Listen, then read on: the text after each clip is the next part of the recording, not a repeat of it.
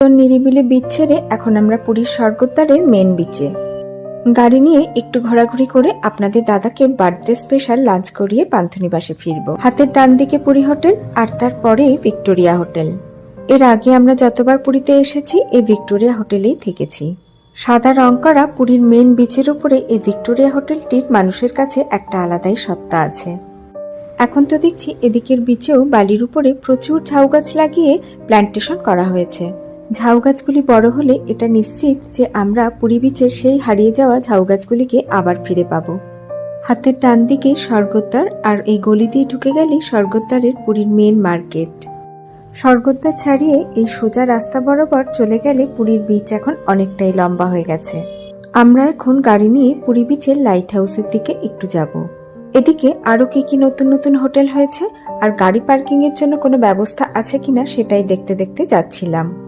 যেতে যেতে কলকাতার মিত্র ক্যাফের সাইনবোর্ডটি চোখে পড়ল। গোলাপি রঙের এই যে বিল্ডিংটি দেখছেন এটি হচ্ছে হোটেল সুপ প্যালেস। এই সুপ প্যালেসের মধ্যে রয়েছে কলকাতার বিখ্যাত মিত্র ক্যাফে। সুপ প্যালেসের পাশেই হচ্ছে হোটেল নীলদ্বীপ, ওয়েস্টার বিচ এবং তারা প্যালেস হোটেল। তবে এই নিউ মেরিন ড্রাইভ রোডের উপরেই রয়েছে পুরীর সমস্ত লাক্সারি হোটেলগুলি। স্বর্গদ্বার থেকে এখন আমরা অনেকটাই দূরে। আপনাদের গাড়ি পার্কিং এর কথা বলছিলাম না, এই তো খুঁজে পেয়েছি।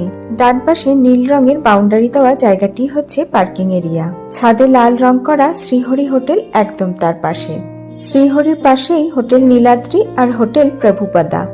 একদম পুরী বিচ রিসর্টের পাশেই হচ্ছে লাইট হাউস। সোনার বাংলা হোটেলটি কিন্তু এখনো আমাদের চোখে পড়েনি। নিরিবিলিতে থাকতে চাইলে আপনারা এদিকেও হোটেল বুক করে থাকতে পারেন। তবে এখান থেকে স্বর্গদ্বার অনেকটাই দূরে।